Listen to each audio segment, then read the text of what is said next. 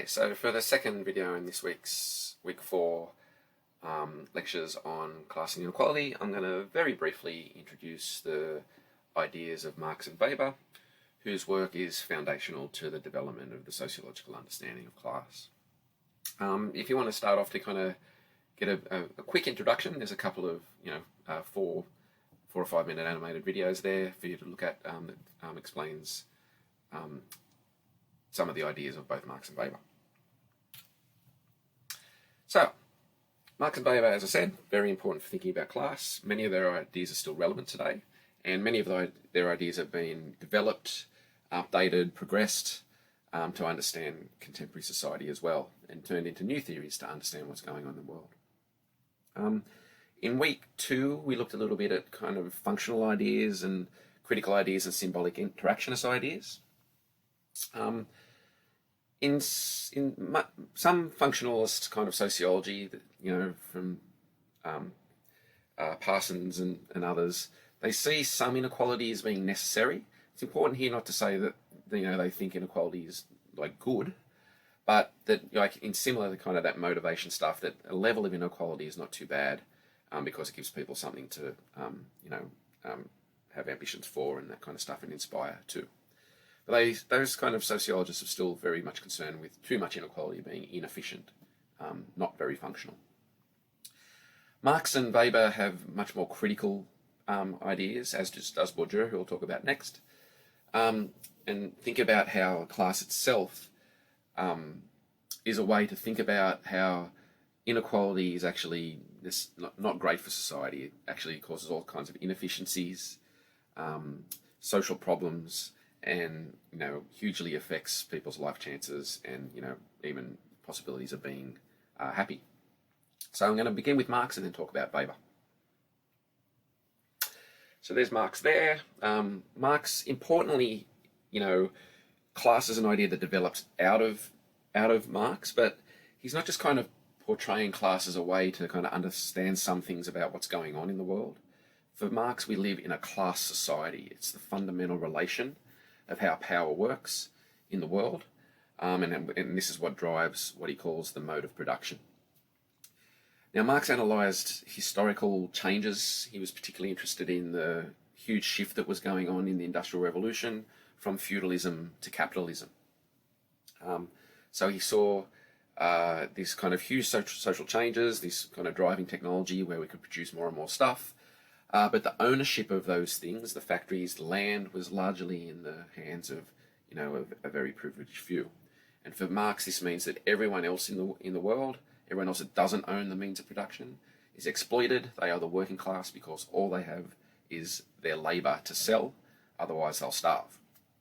So for Marx, the fundamental relation in society is a class struggle. It's a class struggle between workers and capitalists. Also, sometimes between workers themselves.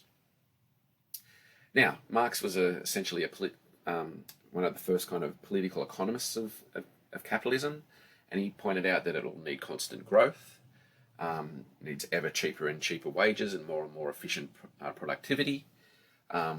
Really, unemployment is a good thing in capitalism because it keeps wages down and makes people maybe work harder to kind of get those rare jobs. You can think today that like for every one job ad, there's kind of 9 unemployed people. So this kind of leaves people in with a sense of precarity. For the class struggle, this is kind of good for the ruling class because they're the ones that therefore can have more to pick and choose from. And there's less likely to be rebellion or revolution that I'll talk about more in a second. So to begin with, for Marx, the class relation, the struggles between these two classes, is the fundamental thing that the fundamental human relation of capitalism. Marx sketched out a society that was made up of what he called the base and superstructure. So you can see the base down the bottom there contains the means of production. This is the factories, the land, the tools, the raw materials that produce wealth and that produce the things that we need to live. The base also includes the relations of production, which is those class relations and that kind of stuff going on down there. In the superstructure, this is everything not directly to do with making stuff, but this is where capitalist ideology is produced. For Marx, the base, those means of production, is fundamentally unequal and exploitative and alienating. And the only ways that this kind of unfair system is propped up is through the production of ideology, through these other realms of society that aren't necessarily about producing things themselves, but producing knowledge and producing power. Things like art, law, media, politics, all those kind of things. This is a kind of spiral pattern where, you know, the base shapes and maintains the superstructure, but also the ideology kind of keeps the process going. So in terms of Marx's theory of capital, you know, we need production to survive. You know, and in feudal society, it was produced clothing and food, and it was largely on a local basis, and there was all kind of inequalities going on there. But the industrialization process tended to kind of move this to a new level. This allowed people to produce more than they actually needed. And what happened here is that, you know, the ruling class then were able to kind of siphon off what's called the surplus value here for their own profit. So importantly here, the working class, when they do their labour, produce more than they're getting paid for, and that's the surplus value, the way the capitalists therefore produce their wealth. So they own the means of production. The capitalists, or the bourgeoisie as Marx referred to them, own that means. And then the working class, or what Marx referred to as the proletariat, are those that are left to kind of sell their labour for subsistence. If they don't sell their labour, they won't have clothing, they won't have a house, they won't have food. So in some ways, you could see the working class as being wage slaves. They don't really have a lot of choice here in terms of being free from this system, because the only way to survive in it is to have a job. I suppose, you know, from that basic sociological perspective here, this is a way of looking at that kind of everyday relation, to making the normal look strange. Seeing how that kind of demand to have a job is actually the product of these kind of unequal power relations. So the relations between these two classes, the bourgeoisie and the proletariat, the ruling class and the working class, are defined by their relationship to the means of production, that is, one owns them and one doesn't. So Marx inherently sees that relation as being exploitative. Exploitation here is that, as I said, workers do more work and create more stuff than they actually get paid for, and therefore, you know, the capitalist doesn't have to do much other than own things to be able to live and become rich. Or be richer, which is more the case. So, Marx proposed a two-class system, bourgeoisie, proletariat, and in his kind of analysis and predictions of what would happen in the future, the ruling class will go richer. But importantly, he argued that the working class would get increasingly alienated by these exploitative relations and would eventually have some kind of revolution, overthrow capitalism, seize the means of production, and Marx argued would then move towards a communist society. So what do we mean by value and exploitation? Value here is produced by labour. So importantly here, value isn't just done in exchanges, as per classical economic theories. Value is actually produced by the labour, the blood, sweat and tears of the working class. Surplus value is the amount the worker produces, which the owner siphons off as profit. For Marx, the worker is alienated from their own product. The labour process of being forced to work, to produce things, for the worker produces a kind of estrangement, because they don't get to express what Marx called their true species being.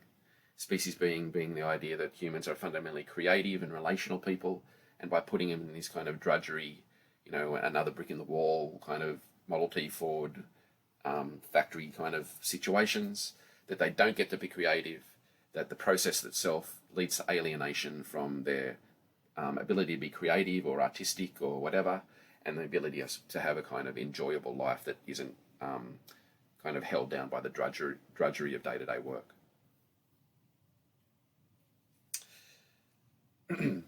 So, for Marx and Marx's analysis since, governments are kind of at the behest of capital in a way. They kind of look after the capitalist interests more than the working class interests. And you can see this, there's a constant kind of messages coming out of the government that, wages are too high or whatever. There's, ever less regulations and all that kind of stuff. There's been a real attack on union power over the past, 50 years. Unions were a way for the working class to, or are a way for the working class to maintain some kind of solidarity together and argue for better wages conditions. And in different jobs, different industries, some are more highly unionised than others.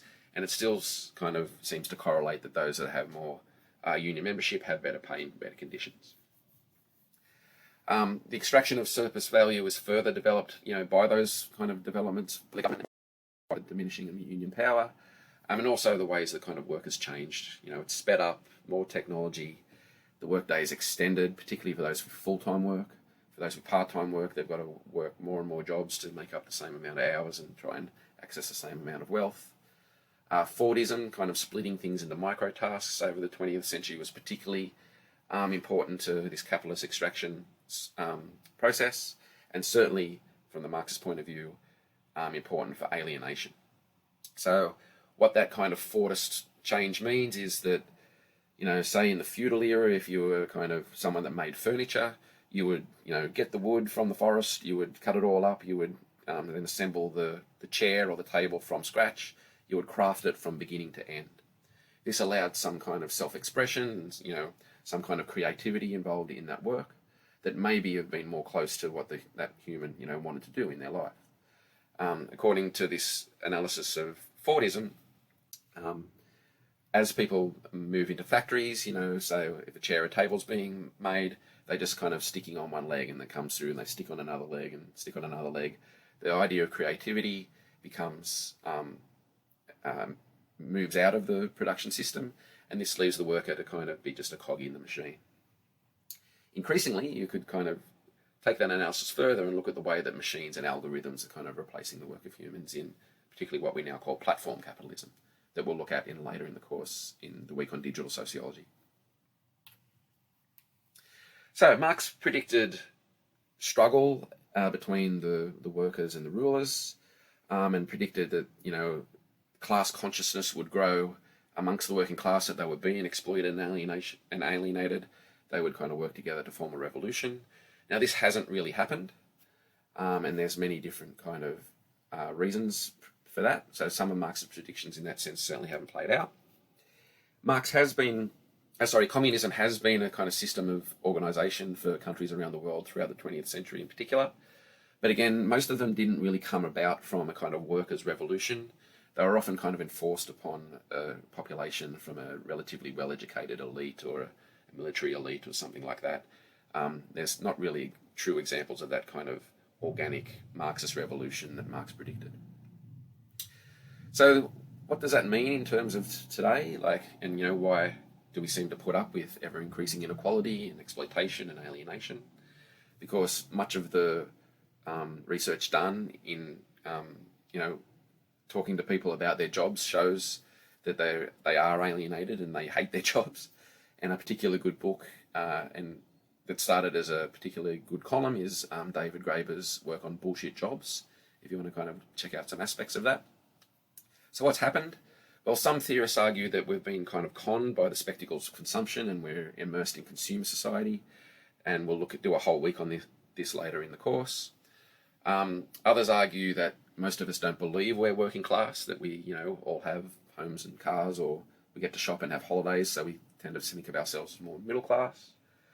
And so these kind of developments from these perspectives kind of stave off that kind of extreme forms of inequality and alienation, and therefore we haven't really moved towards that revolution. So Marx argued that this kind of class consciousness would develop from these inequalities. And again, as I said, that hasn't really happened. It's also argued today that the very idea of class consciousness is less kind of vital for thinking about how we think about ourselves, how we relate to each other, and particularly about how politics works. It may have been argued once that people tended to vote for their economic interests, for instance, and that may have expressed some kinds of class consciousness. But increasingly today, that doesn't appear to be the case, and in fact, it seems increasingly people may vote against their own economic interests. So, importantly, while Marx is seen as a kind of critical theorist, and he is very critical of capitalism and the theories that have developed that are influenced by Marx that are called critical theory that we'll look at in the week on consumption are particularly kind of critical. They're not necessarily pessimistic. Marx kind of being an idealist here, he argues that, something's going to happen or something would happen that we would move beyond capitalism to something better. So for Marx, this would be communism, but he didn't have a great deal to say about how that would work and how we would get there. He was more kind of critical of what was going to happen and why we needed to go there. And it's important to keep in mind that Marx's work has been utilised much more than a critique of capitalism. It has been actually, Marx's work has often been proposed as its solution in that sense. Okay, so that's the work on Marx. I've been very quickly, had an overview there of what are literally thousands of pages in dozens of books, and I'm going to very quickly do the same for Weber now. So Weber, in some ways, was influenced by Marx and was writing in response to some of those ideas. Where Marx saw class as being almost entirely an economic relation between the owners and the workers, and the way that therefore the base of superstructure model made society work, Weber kind of saw things a little bit more multi-dimensional. He started to kind of write about how social stratification and class relations weren't just a matter of those economic relationships, but cultural and symbolic aspects play a role as well. In many ways, Weber is really important for the symbolic interactionist perspective, bringing in those kind of micro everyday relations to think about those inequalities. Weber saw that the arena of struggle that people are kind of negotiating in their lives, he called it the market. And this is where, as buyers and sellers, we come in and kind of exchange goods, exchange knowledge, exchange skills. And this is the kind of where the individual, I suppose, is participating in those kind of class struggles. So an individual's situation, their market situation, will reflect not only their economic resources, which can be sold and exchanged, but also their cultural resources. And Weber theorised these around the idea of status and party. One of the most important things here that Weber started to talk about is the idea of life chances. So where kind of Marx's more kind of broader class-based analysis spoke about the working class and their exploitive and alienated position, Weber kind of saw things more multidimensionally. He had a kind of more fractional class system, and argued that people in different parts of this system would have different opportunities, and he coined the term life chances to think about this. So in this sense, class situations aren't just about the means of production and the relations of production. It's what you can bring to the market, to what resources you bring in the market to bargain with. And think about this, this kind of ideas when I'm talking about Bourdieu later on in the third video. These things that influence one's life chances are inheritance of property in business, acquisition of skills in education, their participation in various organisations such as unions and their professional accreditations. Weber started to talk about how gender, race and ethnicity and age were important in terms of life chances.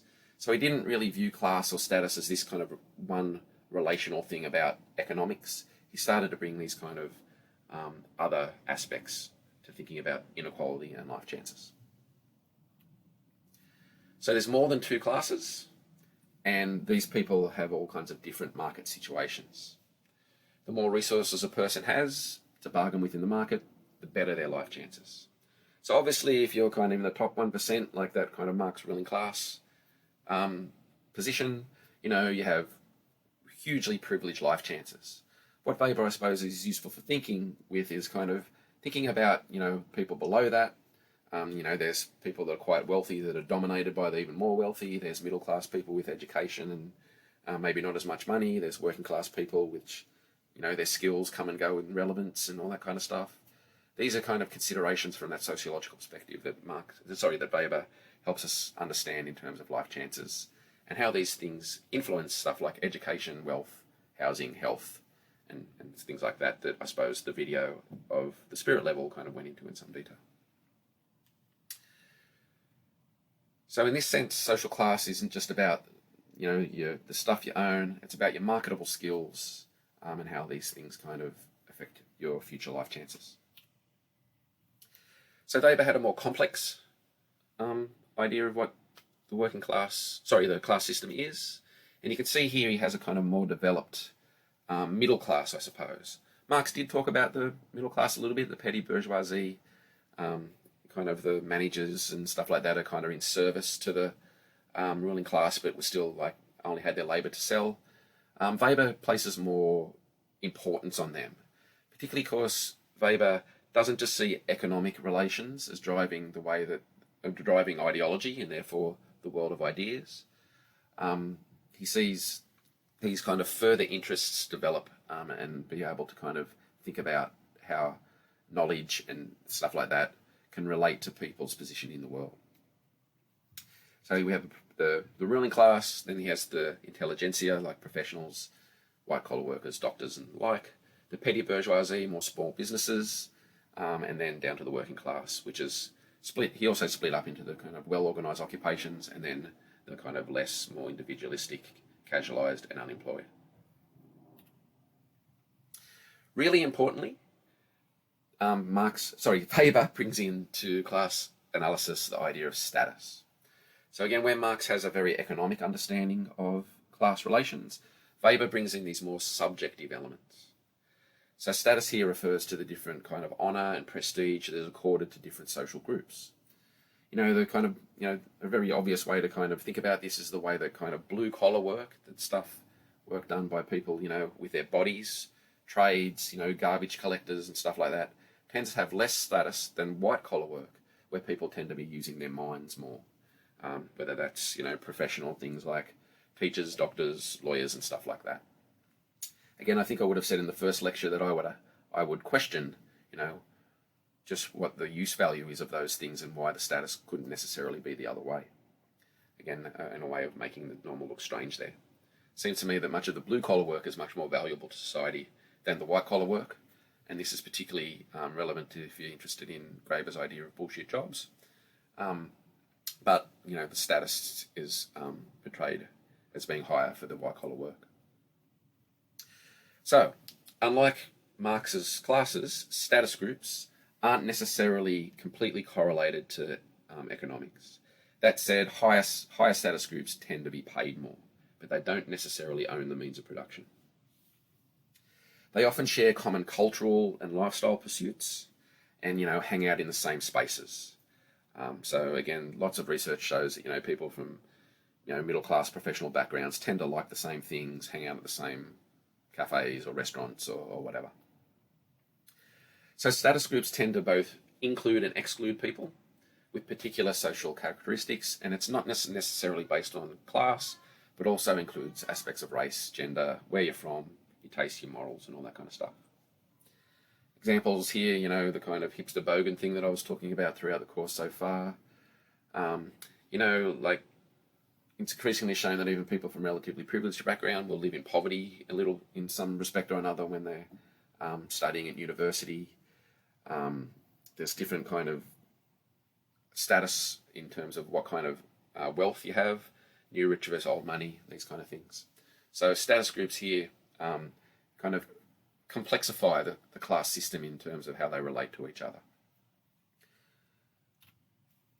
The second concept that Weber talks about is party, and this kind of reverts to more kind of things around common interests, and particularly around social movements. So party here doesn't necessarily just refer to political party, but the way that people kind of form groups around particular ideas, particular interests, that again won't necessarily reflect their class position, but may bring in aspects of gender, race, and those kind of politics, but increasingly kind of issue-based politics, about the environment and stuff like that.